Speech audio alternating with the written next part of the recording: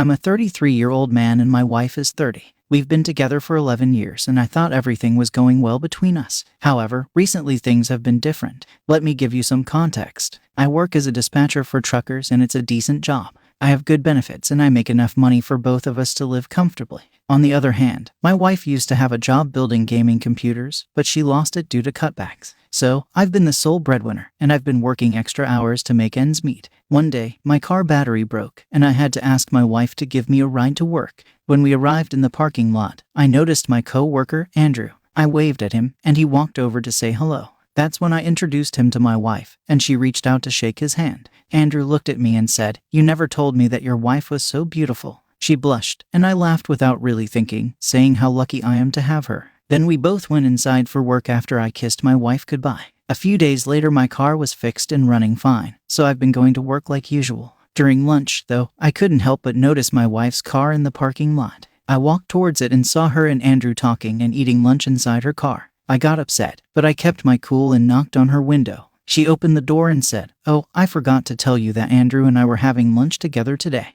Then Andrew chimed in, saying, "I hope you're not angry." I took a deep breath and replied, "No." I turned around and walked back to my car, because I knew that if I said anything else, it would start an argument. I could sense my wife getting frustrated because I walked away like that. Later that day when I got home, she exploded, saying that I embarrassed her in front of Andrew. I responded, "Why do you even care and when did you start hanging out with him?" She replied with, "I'm a grown woman and I don't have to tell you anything," and then walked away. Since then, she has been distant and I've noticed she's been spending more time on her phone, calling and texting her friends. Deep down, I suspect it's Andrew, but I don't want to accuse her and end up looking like an idiot if I'm wrong. But at the same time I feel like I should say something. I just don't know what to do. I talked to my friend and he gave me an Apple AirTag. I'm planning to discreetly put it in my wife's car and track it to see if I can find any evidence, just in case things go south and we end up getting a divorce. Part of me doesn't want to do it, because it hurts to think that our relationship is falling apart so easily, considering everything we've been through. But I feel like I have to do it. I'll try to update again when I have the chance. Hey, everyone. It's been a while, but a lot has happened during that time. And I finally have a chance to fill you in. To gather some evidence, my friend lent me his AirTag, and I discreetly placed it in my wife's car and followed her. She had told me she was going to meet a friend, but I had my doubts, so I followed her in my friend's car to avoid being noticed. After about a 20-minute drive, she pulled up to a hotel. I won't lie, my stomach churned and my heart raced. I was desperately hoping that I was mistaken and she was meeting a friend. But unfortunately what I witnessed was Andrew waving at my wife, and then she ran and jumped into his arms, passionately kissing him. I was devastated and furious, filled with the desire to confront Andrew and demand my wife to leave the house and take her belongings. However, I refrained from acting on those impulses. Instead, I took out my phone and discreetly captured some pictures of them before driving away, as I watched them enter the hotel. When I got home, I couldn't contain my emotions and broke down into tears, screaming and yelling. In my frustration, I even punched a hole in the wall. Overwhelmed, I called my friend who came over and saw the pictures. I started crying again and shouted, 11 years wasted. My friend comforted me with a hug and advised me to seek legal help while gathering more evidence against my wife. It felt challenging to maintain a facade of strength, but I assured my friend that I would try my best. In the weeks that followed, I continued to accumulate evidence and kept my distance. I witnessed them going to restaurants, movies, and hotels together, and each time it pained me, but I stayed strong and didn't confront her or question her claims of going out with friends or family. I thought I could keep up the charade for a few more days, especially since the lawyer I'm consulting assured me that I have plenty of evidence to ensure a favorable outcome in the divorce. But I think I messed up yesterday. It was my birthday, and I wasn't really feeling celebratory. My wife didn't even wish me a happy birthday, but her parents did. When I went to work, my co-workers surprised me with a cake and gifts. I tried to hold back my tears because, for a moment, I forgot about everything until I saw Andrew. He gave me a gift, and I forced a smile and thanked him. When I opened it, it was the Batman comic. And I was genuinely surprised because no one at work knew about my interest in comics, especially DC, which happens to be my favorite. When I mentioned this to Andrew, he said my wife had told him. That's when rage consumed me. The next thing I remember is my co-workers restraining me while Andrew stood in the corner, holding his nose and shouting, "What the duck?" In the heat of the moment I screamed, "I know you've been sleeping with my wife." The room fell silent, and everyone turned their gaze to Andrew. He tried to explain, but I didn't care. All I wanted was to slap him until he couldn't move anymore. But then my boss walked in, saw the situation, and sent Andrew home. He called me into his office, and I spilled everything, showing him some of the pictures as evidence. He apologized to me and gave me some time off to sort things out, assuring me that he would handle Andrew. Crap hit the fan when I got home and found my wife waiting for me. She exploded, blaming me for what happened to Andrew, and claiming she talked him out of pressing charges for the altercation. She kept yelling and yelling, saying, "Andrew makes me feel like a real woman, treats me right, and knows how to make me feel special." I couldn't take it anymore, and I snapped, yelling back, "I don't give a duck." She looked surprised and fell silent. I continued, saying, "If he makes you feel so special, then go live with him and let him support you because I'm done." And then she had the audacity to start crying and say she was sorry. She even tried to explain that Andrew caught her in a moment of weakness. I took a deep breath and firmly told her to get a lawyer, because we're getting a divorce. She kept trying to apologize and said she couldn't afford a lawyer, insisting that we needed to work on our relationship. I just looked at her and told her to pack up her things. She continued crying and begging, but I grabbed her suitcase and called her sister to come pick her up. She locked herself in the bathroom, refusing to come out unless I was willing to work things out with her. I kept telling her that I didn't want to work anything out and that we needed space, because being around her made me feel angry and hurt. Finally, she came out, apologized, and packed her stuff, waiting outside for her sister. Now I'm finally alone in the house, and I can't stop crying. I'm feeling so many emotions and I don't know what to do anymore. I'm planning to see my lawyer tomorrow. Update. I finally gathered the strength to update you all on what has transpired since my last post. It's been a challenging and emotional journey, but I'm slowly finding my footing. After my wife moved out and the divorce proceedings began, I focused on taking care of myself and rebuilding my life. In the midst of it all, I received some unexpected news at work. I was promoted to a higher position, which came with more responsibility and a raise. To my surprise, Andrew, the very same person who had betrayed me and caused so much pain, was now my subordinate.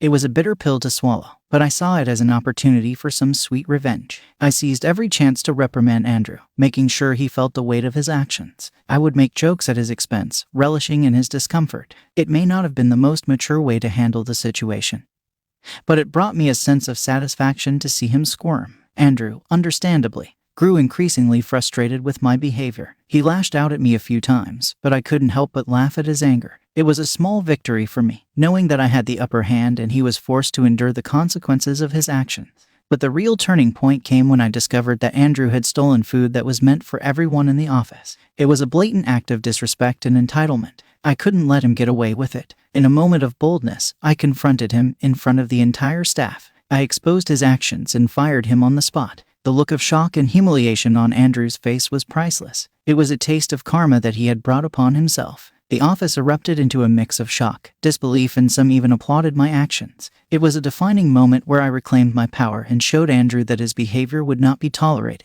As the divorce proceeding continued, I made sure to focus on my own well-being and happiness. I refused to let the past define me. The divorce was finalized, and while my ex-wife had moved on with her life, Andrew found himself unemployed and left to face the consequences of his actions. Meanwhile, I thrived, my career flourished, and I dedicated myself to personal growth and pursuing my passion.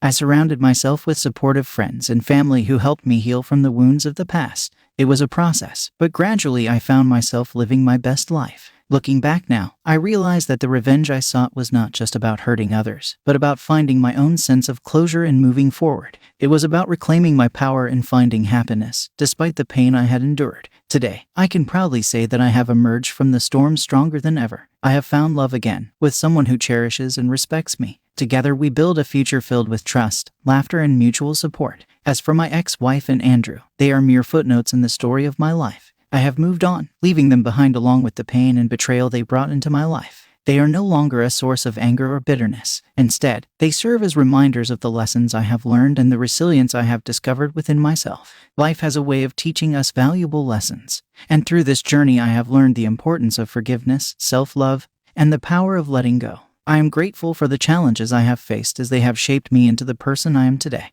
My story is not one of revenge triumphing over others, but of personal growth and finding happiness after heartbreak. I have found peace within myself, and I am excited to embrace the bright future that lies ahead. Story 2. My ex-wife, who is now 37 years old, cheated on me 6 years ago with a married man. I found out about their 4-month affair when the man's wife sent me all the pictures and videos they had taken together, cheating on both of us with his phone. It was a shocking revelation for me. One of the things that really bothered me was that she did certain things with him that she refused to do with me, claiming they were disgusting and against her principles as a woman. She even told me her body, her rules. Before confronting her with the evidence I had, I gave her an opportunity to be honest with me, but instead she gaslighted me and even swore on our daughter's life, denying everything. I told her that if she had any integrity or respect for me, she would tell me the truth right then and there. However, she insisted that I was crazy and making baseless accusations without any evidence, so I presented the undeniable facts to her. When faced with the evidence, she broke down and admitted that she was a piece of crap.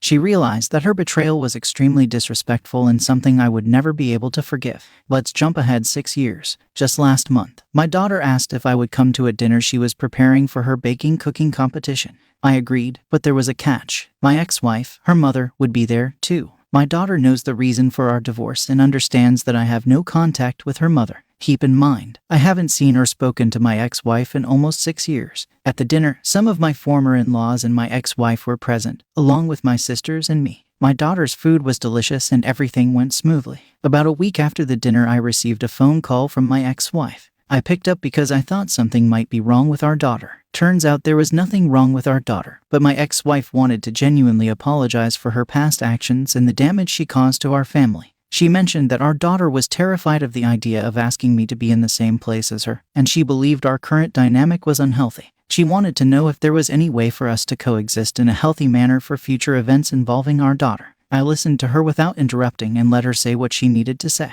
When she finished, I responded by simply saying no and ended the call. This is the situation where I could use some advice. My sister informed me that my ex-wife is genuinely ashamed and sorry for breaking up our family, and she just wants a healthy environment for our daughter. My sister suggests that I move on and consider our daughter's mental health. I reminded my sister that if I'm unhappy, what value do I bring to my daughter's life? My ex-wife doesn't make me happy, so I need unbiased opinions. Should I forgive my ex-wife and work towards building a better co-parenting relationship with her for the sake of our daughter? I had a conversation with my 15-year-old daughter yesterday, and what she shared with me really opened my eyes. She expressed that she knows I love her and would do anything for her, but she doesn't want to take advantage of my love by making me do things I wouldn't normally do. According to my daughter, her mom is struggling with feelings of sadness and often tells her that I will never move past hating her. This creates a difficult situation for everyone else, as they also judge her based on her past. It seems that my ex-wife vents her frustrations to our daughter because she doesn't have many friends to confide in.